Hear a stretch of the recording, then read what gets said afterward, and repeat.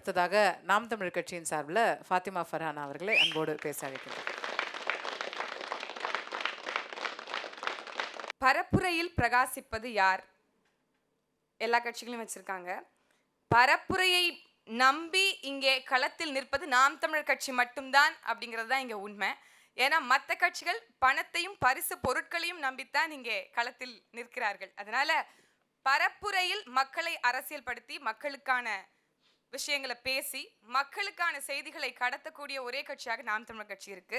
நம்ம தொடர்ச்சியாக இங்கே பார்க்கிறோம், யார் களத்தில் முந்தி வரா அப்படிங்கிற ரிப்பீட்டட் தலைப்பில் நீங்கள் எடுத்து பார்த்தாலும் வேட்பாளர்களை அறிவிக்கிறதுலையா இருக்கட்டும், இல்லை நம்மளுடைய ஆட்சி வரைவை வெளியிடுறதுலையா இருக்கட்டும், இல்லை பரப்புரையை தொடங்கினதுலையா இருக்கட்டும், நாம் தமிழர் கட்சி ரொம்ப ரொம்ப அஹெடாக இருக்கும், அட்வான்ஸ்டாக இருக்கும். அப்படிங்கிறனால நாம் தமிழர் கட்சி தான் இந்த பரப்புரையிலையும் பிரகாசிக்கிறது அப்படிங்கிறத ஆணித்தரமாக நம்ம எல்லாரும் சொல்லலாம். இன்னைக்கு தேர்தல் ஆணையம் ஒரு இலக்கை விதிச்சிருக்கு. எவ்வளவு தூரம் ஒரு கட்சி செலவு பண்ணலாம், அதாவது 40 லட்சத்துக்கு மேல செலவு பண்ணக்கூடாது, ₹1 மேல செலவு பண்ணாலும் அது ஊழல் அப்படின்னு சொல்லியிருக்காங்க. இந்த 40 லட்சம்ன்றதே நீங்க சொல்லிதான் எங்களுக்கு தெரியுது.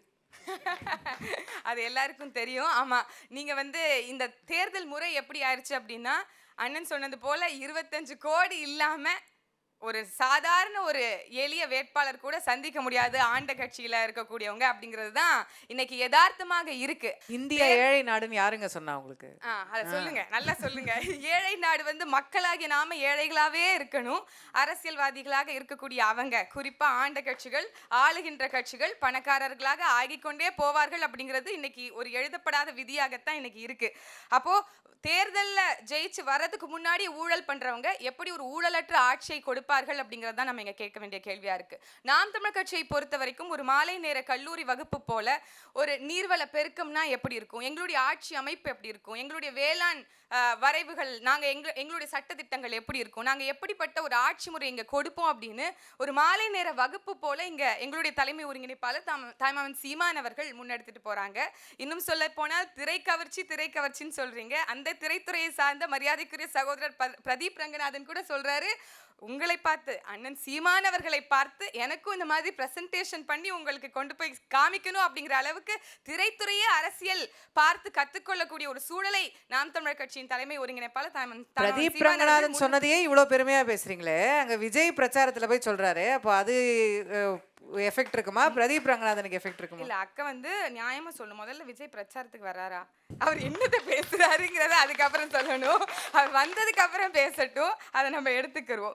அதனால இன்னைக்கு நாம் தமிழர் கட்சி பரப்புரையை நம்பி தொடக்கத்தில் தேர்தலை சந்தித்த நாங்கள் 2016 1.1 விழுக்காடு பெற்று இன்னைக்கு 8.22 விழுக்காடு வரைக்கும் வாங்கியிருக்கோம். அப்படின்னா மக்களை நம்பி, பரப்புரையை நம்பி, மக்கள் கிட்ட நாங்க போய் என்ன செய்வோங்கிறத நம்பி மட்டும்தான் நீங்க களத்தில் செயல்படுகிறோமே தவிர்த்து இவர்களை போல நாங்க 1000 கொடுப்போம், 2000 கொடுப்போம், ஃப்ரிட்ஜ் கொடுப்போம், ஏசி கொடுப்போம் அப்படின்னு வெற்று வாக்குறுதிகளை, கவரக்கூடிய வாக்குறுதிகளை நாங்கள் இங்கே கொடுப்பதில்லை. ஒரு அரசியல் மாற்றத்தை கொண்டு வருவதற்காக தூய முயற்சியில் இங்கே களத்தில் நிற்பது நாம் தமிழர் கட்சி மட்டும்தான். தூய சக்தி நீங்க தான்.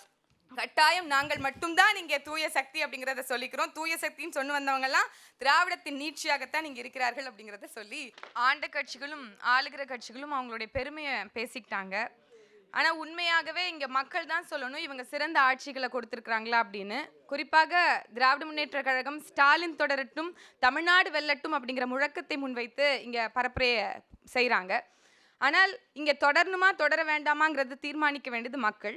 உண்மையாக இங்க நடக்கக்கூடிய சிக்கல்களை, சட்டம் ஒழுங்கெல்லாம் பார்க்கும்போது இவர்கள் செய்யக்கூடிய சட்டம் ஒழுங்கு, இங்கே நடக்கக்கூடிய பிரச்சனைகள் எல்லாம் பார்க்கும்போது மக்கள் மத்தியில் பெரும் அதிருப்தியை தான் இவர்கள் சந்தித்திருக்கிறார்கள் அப்படின்னு சொல்லலாம். குறிப்பாக இவர்கள் முன்வைக்கக்கூடிய முழக்கம் என்பது எப்படி இருக்கு அப்படின்னா, ஒன்றியத்தை எதிர்த்து போராடுவதற்கு, டெல்லியை எதிர்த்து போராடுவதற்கு இங்கே இவங்களுடைய சக்தி தேவைப்படுது அப்படிங்கிறாங்க. தமிழ்நாட்டில் இயற்கையிலேயே எல்லோருக்கும் பாஜகவை எதிர்த்து ஒரு இயல்பான ஒரு அரசியல் தமிழ்நாட்டு மக்களுக்கு இருக்கு அப்படிங்கிறத நான் நினைக்கிறேன். அப்படி இவர்கள் ஒரு பிம்பத்தை இங்கே உருவாக்குறாங்க. அவர்கள் தான் தேவை இந்த ஒன்றிய பாஜகவை எதிர்க்க அப்படிங்கிறது ஒரு பொய் பிம்பம். ஏன்னா அதிமுகவினுடைய நீட்சியாகத்தான் இன்னைக்கு திமுக இருக்கிறது. அதிமுகவின் மீது ஏற்பட்ட அதிருப்தியால திமுக வென்றது. இன்னைக்கு அதே மாதிரியான ஒரு ஆட்சி முறையைத்தான் இன்னைக்கு திமுக அரசும் கொடுத்திருக்கிறது அப்படின்னு சொல்லலாம். நிதி ஆயோக் அதெல்லாம் ஒரு பெரிய உதாரணமா எடுத்துக்கலாம். சஸ்டைனபிள் டெவலப்மெண்ட் இண்டெக்ஸ்ன்னு சொல்லிட்டு ஒரு பெரிய விளம்பரத்தை செய்தது தமிழ்நாடு அரசு விளம்பரம் செஞ்சுச்சு பாருங்க, நாங்கள் எவ்வளோ இண்டெக்ஸில் வந்து வளர்ந்துருக்கோம்னு சொல்லி சொன்னாங்க. அதே நித்தி ஆயோகனுடைய அறிக்கையின் வழியில் இந்த எஸ்சி எஸ்டி மக்களுக்கு அகேன்ஸ்டாக நடக்கக்கூடிய குற்றங்கள் 2 மடங்கு அதிகரித்திருக்கு அப்படிங்கிறதும் வெளியிட்டாங்க. அதை இவர்கள் பெருமையாக விளம்பரம் செய்து கொள்வாங்களா அப்படிங்கிற ஒரு கேள்வியும் இருக்கு. அப்படி ஒரு பக்கம் இருக்கு. அண்ணன் பேசும்போது அண்ணன் பாபு முருகவேல் அவர்கள் வந்து சொல்லும்போது சொன்னாங்க, ஆடு மாடெல்லாம் ஓட்டு போட்டால் தான் நீங்கள் வின் பண்ணுவீங்க அப்படின்னு சொல்லி சொன்னாங்க. அண்ணன் அவர்களுக்கு ஒன்று சொல்லிக்கணும், நாங்கள் ஆடு மாடு மேய்ப்பதற்கான மேய்ச்சல் நிலங்கள் உரிமைக்காகத்தான் அந்த மாநாடுகளை போட்டோமே தவிர்த்து அவர்கள் எங்களுக்கு ஓட்டு போடுவாங்க அப்படிங்கிற புரிதலற்ற ஒரு அரசியலை கட்டாயம் நாங்கள் செய்யலை. ஆனால் உங்களை மாதிரி ஆட்களுக்கு இந்த புரிதல் ஏற்படுவதற்கு இன்னும் 100 ஆண்டுகள் எடுக்கும் அப்படிங்கிறத நான் நல்லா புரிஞ்சுக்கிறேன். ஏன்னா இன்னைக்கு ஆடு மாடுகளினுடைய தேவை என்னன்னு அப்படிங்கிறத ஐயா பிரதமர் அவர்கள் கூட சொல்லியிருக்கிறாங்க, நாட்டினுடைய பாலின் சந்தை மதிப்பு எவ்வளோ அப்படின்னு. அதே மாதிரி இன்னொரு கேள்வியும் இருக்கு. 2011 அம்மையார் ஜெயலலிதா அவர்கள் விலையில்லா கறவை மாடுகள் மற்றும் ஆடுகள் கிட்டத்தட்ட 60,000 மாடுகளையும் பல லட்சம் ஆடுகளையும் கொடுத்தாங்க. அது என்ன பொருளாதாரத்துக்காக, என்ன அரசியலுக்காக அப்படிங்கிறதையும் பதிலாக நீங்கள் சொல்லணும் அப்படிங்கிறத நான் கேட்குறேன். பாஜகவை சார்ந்த அண்ணன் அஸ்வத்தமன் அவர்கள் கூட சொன்னாங்க, நீங்கள் ஏன் ஏஐக்கெலாம் இவ்வளோ சிரமப்படுறீங்க, ஏஐ பண்ணுறதுலாம் ரொம்ப ஈஸி அப்படின்னு சொல்லி சொன்னாங்க. எலெக்ஷன் கமிஷனே கையில் வச்சுக்கிறவங்களுக்கு ஏஐலாம் பண்ணுறது ஈஸியாக இருக்கலாம். ஆனால் வந்து பயோகேஸ் வந்து ஒரு தனிநபர் செய்த சாதனையை அவர்கள் பேசினாங்க. அதை சஸ்டைனபிளா ஒட்டுமொத்தமான திட்டத்தில் மத்திய அரசு நிதி பெற்று அவங்க சொன்னாங்க. ஆனால் சிலிண்டருக்கே தட்டுப்பாடு ஏற்பட்டது தான் நீங்க நிதர்சனமாக இருக்கு. எங்க வீட்லயே நாங்க வந்து சிலிண்டருக்கு வந்து ஃபோன் அடிச்சு நிற்கும் போது அவங்க வந்து காலை கட் பண்ணிட்டாங்க, எங்களால் புக் பண்ண முடியல அடுத்தது. அதே மாதிரி அண்ணன் பாலாஜி அவர்கள் பேசும்போது எல்லாத்துலேயும் ஃபர்ஸ்ட் வரீங்க ஆனால் கடைசியில் லாஸ்ட்ல தான் நிற்கிறீங்க அப்படின்னு சொல்லி சொன்னாங்க. அண்ணன் உங்களுக்கு தான் சொல்றேன், தங்கத்தை தான் மக்கள் சோதித்து பார்ப்பார்கள். நாங்கள் எவ்வளவு தூரம் சமரசம் இல்லாமல் இந்த களத்தில் நேர்மையாக இறுதி வரைக்கும் சமரசம் இல்லாமல் தனித்து நிற்கிறோம் அப்படிங்கிறத மக்கள் பார்க்குறாங்க. இவர்கள் உண்மையாக நிற்பார்களா, இறுதி வரைக்கும் உறுதியாக நிற்பார்களா என்று தான் மக்கள் பார்க்கிறார்கள். கட்டாயம் உண்மைக்கும் நேர்மைக்கும் ஒரு நாள் வாய்ப்பு கிடைக்கும் அப்படிங்கிறத நம்புகிறோம். இன்னைக்கு பெண்கள் எல்லாம் வந்து பொண்டாட்டியா கூட இருப்பேன்னு சொல்லக்கூடிய ஒரு சூழலும், என் பெத்த புள்ள ஐசியூல இருக்கு ஆனால் நான் விஜய பார்க்க வந்தேன்னு சொல்லக்கூடிய சூழலும் ஒரு திராவிட கட்சியினுடைய ஆட்சி முறையால தான் இப்படிப்பட்ட அநாகரிகங்கள் உருவாகி இருக்கு அப்படிங்கிறது தான் பகிரங்கமான உண்மை அப்படின்னு நான் நினைக்கிறேன். அதனால இந்த மாதிரியான விஷயங்கள்ல இருந்து மாறுபட்டு ஒரு மக்களை அரசியல் படுத்தி ஒரு புரட்சிக்கு தயார் செய்து உண்மையான ஒரு மாற்றத்தை இந்த மண்ணில் விதைக்க வேண்டும் என்று சமரசமற்று இந்த களத்தில் நிற்கக்கூடிய எங்களுக்கு பெருமைதான். எந்த இடத்துலையும் நாங்கள் சலித்து போகலை. அதை இன்னும் உத்வேகத்தோடு எத்தனை முறை தோற்றாலும் வெற்றியை கட்டாயம் உறுதியாக நாங்கள் சந்திப்போம் அப்படிங்கிற உறுதியோட இங்கே நிற்கிறோம். உச்சத்துல இருந்து அண்ணன் வந்து சொன்ன எல்லாத்தையும் நான் ஏற்றுக்கிறேன். திமுகவை பற்றி குற்றம் சாட்டிய எல்லாத்தையும் நான் ஏற்றுக்கிறேன். அவங்க பாருங்க அஃபிடவிட்டில் இவ்வளோ தாக்கல் செஞ்சாங்க, இவ்வளோ வந்து அவங்க சம்பாதிக்கிறாங்க. அண்ணன் விஜய் மட்டும் எந்த லிஸ்ட்டில் சேர்க்கிறது, அதாவது உச்சத்தை விட்டு வந்திருக்கிறாரு, அவருடைய கோடிகளை சொல்லியிருக்கிறாரு. ஒரு உச்சத்தை விட்டு வந்திருக்கிறாருங்க. ஒரு படத்தோட வருமானம் 250 கோடி, ஆனா சொத்து எவ்வளவு தெரியுமா? 500 கோடி. இதை நீங்க நம்பணும், வேற வழியில அவருக்கு போறது இல்லமா. அதாவது நீங்க வந்து கையில இருப்பு இவ்வளவுதான், இவ்வளவு சொத்து தான் அப்படின்றது சரி. இவ்வளவு தூரம் நீங்க வந்து எல்லாத்தையும் சொல்றீங்க அப்படின்னா நீங்க அதன்படி நிக்கிறீங்களா? சொந்த எல்லாவற்றையும் நீங்கள் சரி செய்து நிற்பீங்களா? முதல்ல பரப்புரைக்கு மக்களை சந்திக்கணும், மக்கள் கிட்ட இருக்கக்கூடிய சிக்கல்களை புரிந்து கொள்ளணும், மக்களை போய் அணுகணும்.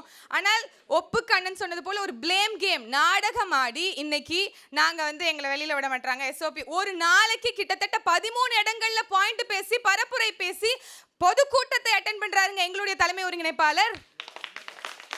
அதெல்லாம் இடையூறு இல்லையா? அதெல்லாம் சிக்கலா எங்களுக்கு தெரியலையே. இந்த ஜனநாயக நாட்டுல எல்லாருக்கும் உரிமை இருக்கு. உங்களுக்கு வெளியில வரணும் நோக்கம் இல்ல. இப்படியே ஓபி அடிச்சு அப்படியே தேர்தலை சந்திச்சு ரெண்டு முறை அண்ணன் விஜய் அவர்கள் தொடர்ச்சியாக பேசினா மக்களுக்கு போர் அடிச்சிரும். அவர் யாருன்னு சுயரூபம் மொத்த மக்களுக்கும் தெரிஞ்சிரும். இவர் தானே அப்படிங்கிறத அப்படியே விட்டுருவாங்க. அதுதான் இங்க ஆக்சுவல் யதார்த்தம். அது இல்லாம சும்மா நாங்க பெரிய ஸ்டார் அப்படிலாம் சொல்லி வர்றதுனால இங்க ஒரு மாற்றம் ஏற்படும்லாம் இல்ல. யாருக்கு தொலைநோக்கு திட்டம் இருக்கு, யாருக்கு நீண்ட கால பார்வை இருக்கு, அடுத்த 50 ஆண்டு கால இந்த தமிழ்நாட்டு வரலாற்று என்ன மாதிரியான மாற்றம் வேணும் அப்படிங்கிற ஒரு தொலைநோக்கு சிந்தனையோட இங்க சிந்திச்சு செயல்படுவது நாங்கள் தான். திராவிட இயக்கத்தின் வரலாறு முற்று பெற்றது, தமிழ் தேசியம் வென்றது என்ற ஒரு சாதனையும் சரித்திரத்தையும் இந்த மண்ணில் படைப்போம் என்று சொல்லி வாய்ப்புக்கு நன்றி பாராட்டி விடைபெறுகிறேன். நன்றி, வணக்கம். 1,27,00,000 மனங்களை வென்ற தந்தி டிவி யூடியூப் சேனல். தவிர்க்க முடியாத தம்ப்நெயில்ஸ், கலக்கலான கான்டென்ட்ஸ். நீங்களும் இந்த குடும்பத்தில் இணைய இப்பவே சப்ஸ்கிரைப் பண்ணுங்க. அசுரபலம் கொண்ட எங்கள் டிஜிட்டல் கரங்களில் உங்கள் விளம்பரங்களை சேர்க்க வாட்ஸ்அப் பண்ணுங்க. 8939888838. Email advtthanditv@dttv.in.